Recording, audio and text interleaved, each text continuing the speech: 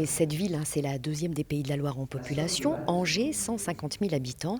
Le maire sortant, Christophe Béchu, a donc été réélu dès le soir du premier tour, sur un score d'ailleurs sans appel, 57,8% des suffrages.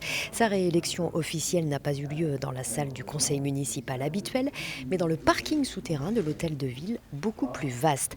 Christophe Béchu, réélu maire d'Angers, ça c'est donc fait, mais il n'est pas encore renommé président d'Angers Agglomération, et pour cause, sur les 29 communes qui composent cet agglo, deux n'ont pas désigné leur maire au soir du premier tour. Il faut donc les attendre au-delà du 28 juin.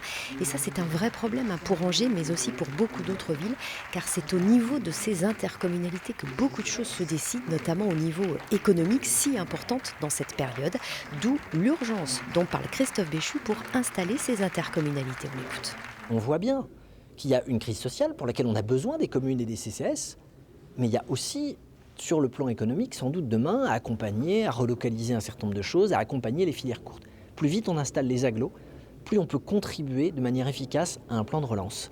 Donc il y a une urgence à déconfiner la démocratie, à ce que rapidement les instances puissent fonctionner, rapidement les villes en matière de solidarité, d'écologie, rapidement les agglos en matière d'économie et de transport.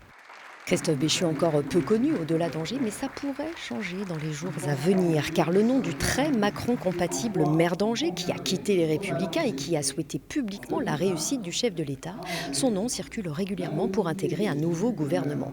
Et justement, un remaniement pourrait avoir lieu au lendemain du second tour des élections municipales.